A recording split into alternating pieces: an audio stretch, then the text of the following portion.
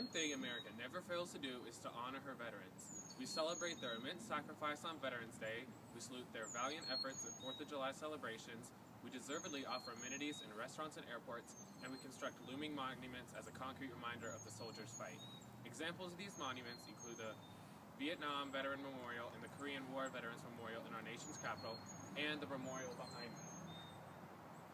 The structure behind me honors the brave men of the Revolutionary War here at the Guilford Courthouse National Military Park in Greensboro. Not all monuments are articulately designed structures made of concrete or metal meant for display in a park or centers, though. Author and historian Stephen Ambrose sought to use his book, Band of Brothers, to commend and remember the valiant men of Easy Company, 101st Airborne Division of America's Forces in World War II, successfully creating a gripping, written reenactment that appealed to the patriotism and pride of Americans.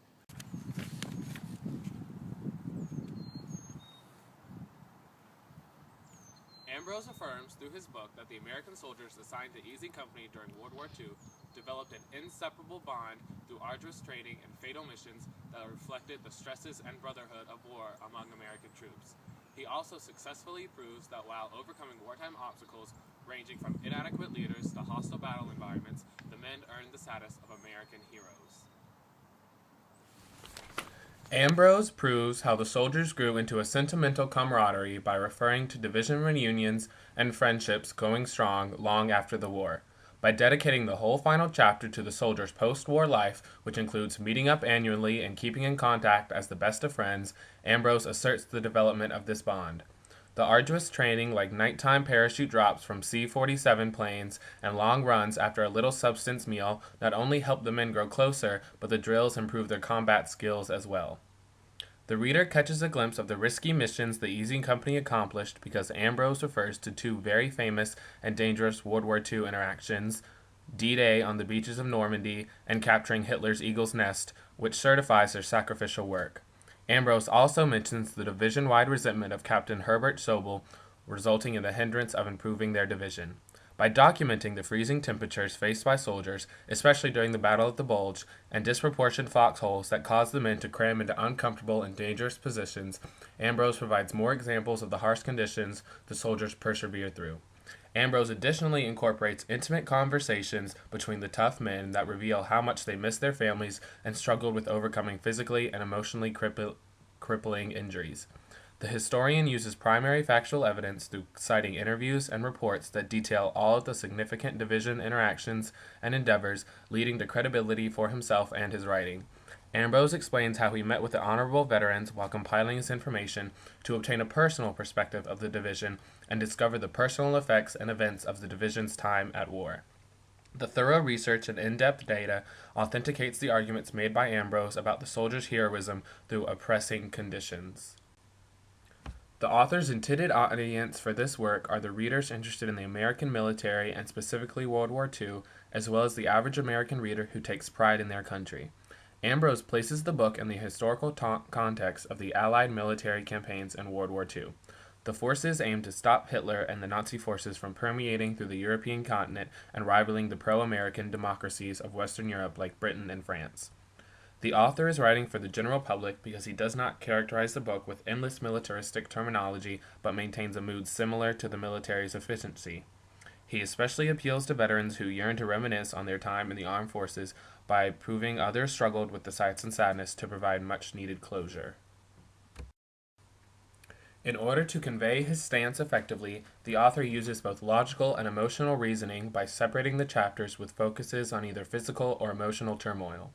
Ambrose spends several paragraphs in each chapter vividly describing the physical stress placed on the soldiers, such as hunger, exhaustion, and strict training in camps or foxholes throughout the theater.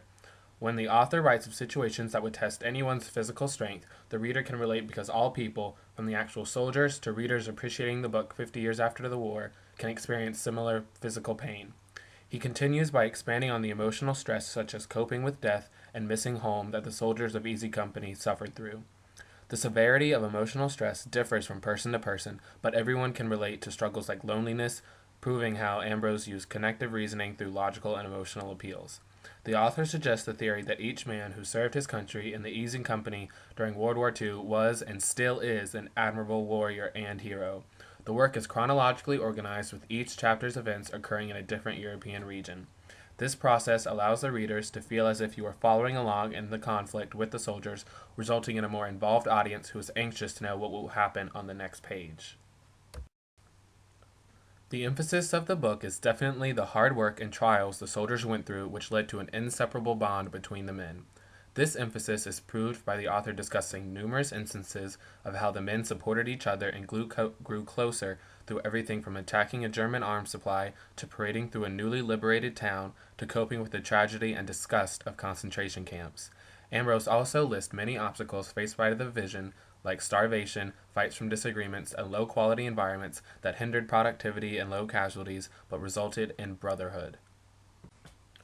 Ambrose uses written reenactments of the war's events that prove the hard work and friendship experienced by all the division members to make his patriotic argument sincerely effective and internally valid. If he had written more about how the soldiers tended to relax between missions, the thesis would have been contradicted. Incorporating multiple tidbits about the men's brotherhood, such as conversations and helping a fallen soldier, validates his stance as well. The author questions the horrible side effects of the war on the veterans at some points in the ending chapters, causing the audience to question the stability of ex-soldiers. On the other hand, the author concludes the book by affirming the bond and explaining the lessons learned, such as bearable occupations and valuing family, by the veterans. The men of the Easy Company shared these lessons with Ambrose during interviews, putting to rest the doubt about the men's mental health. Ambrose successfully addresses the whereabouts and events of the veterans, both once they arrived home after the war and also when the book was written in 1992. The book leaves you wondering about similar divisions in other wars, though.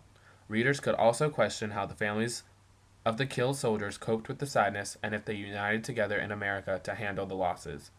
Other reliable sources that share information about the bond and sacrifice of the Easing Company include Easing Company Soldier, The Legendary Battles of a Sergeant from World War II's Band of Brothers by Malarkey and Welsh, which details the specific battles of the division like Band of Brothers does, and any works by veterans of the 101st Division who sought to share their stories, such as Richard Winters and Robert Sink. The author obviously favors the Allied forces in the war, so he doesn't shy away from pointing out war crimes that the Germans committed during the conflict, like concentration camps and looting. On the contrast, he also doesn't ignore some wrongdoings or low morals of American troops resulting from stress and drunkenness, so Ambrose balances the anti-Nazi bias he writes with. He is absolutely sympathetic to the subject because he doesn't attempt to dilute the fighting's intensity and aligns with the correct events of the war, even if it tarnishes the United States military's reputation. He also personally interacted with many of the soldiers and conducted extensive research, which led him to develop a new insight about the division so the stories were more accurate and reflective of the soldiers' true attitudes. Ambrose certainly establishes credibility with the sources he used so that readers would accept his arguments and stories. The author manages to cite his sources used without an explicit bibliography because he utilizes footnotes throughout the pages. For example, he uses other historically analytical works like Rendezvous with Destiny, which explains the history of the 101st Division, and The Warriors, which reflects upon the lives of American soldiers. Ambrose used recent and reliable sources in his research and writing to prove his abundant knowledge of the topic and gain his audience's trust to analyze the division. Due to the lengthy interviews conducted by Ambrose and wide range of war aspects addressed, such as social with soldiers' leisure activities and economic with the quality of supplies, I would utilize this book if research on World War II was required. Not only does it possess entertaining and interesting storylines, but Ambrose's work places the Easy Company's actions within the context of the war overall and explores the effects of political leaders like Roosevelt on the soldiers, providing more insight to the actual happenings of the war in Europe. Veterans hoping to obtain closure with their time as an American soldier, as well as historians analyzing the role of soldiers and divisions in the Allied victory of World War II, would find the book useful as it contains personal anecdotes of the war and the friendship, and also explores how the men helped the Allied forces and became heroes. An example of a researcher that would prefer another source might be a historian seeking to analyze the economic patterns of Europe and America during the war, as the book fails to elaborate on such aspects of the war. Reviewers of Ambrose's book commend his ability to capture the essence of a combat company and provide a detailed recording of exactly what this division accomplished and struggled with during the war. Critics recommend it for history buffs, especially those fascinated with World War II and military stories. Many readers appreciate his respect of the soldiers and deliberate organization to give it story-like qualities. The book garnered so much attention and success that it inspired an equally popular HBO television series based off Ambrose's writing called Band of Brothers. The book fits into historical context as a vivid description of America's forces in World War II to challenge the Nazi leader Adolf Hitler and protect the struggling democracies in Europe as a demonstration of military strength and brotherhood. Through honing in on one specific and brave division, Ambrose gives readers a new insight about the war and helps people to understand the bond and nobility of the men of Easy Company during the global conflict.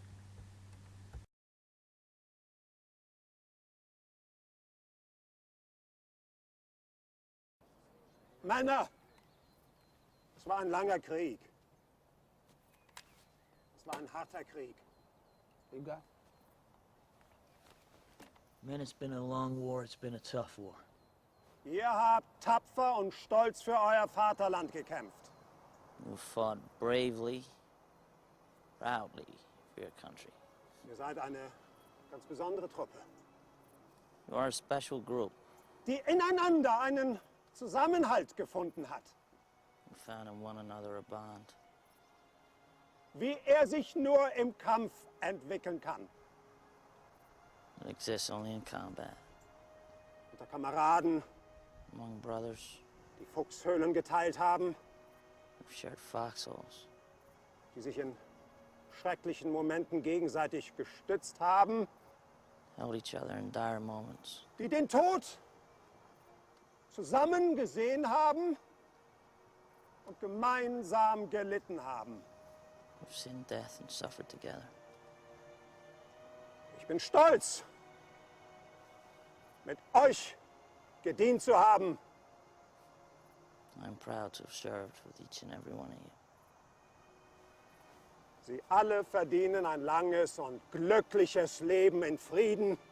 You deserve long and happy lives in peace. Ambrose concludes his phenomenal book with one short conversation that generalizes his sentiments towards the men of Easy Company. According to a veteran's newsletter, when the soldier's grandson asked, "Grandpa, were you a hero in war?" the veteran proudly responded, "No, but I served in a company of heroes."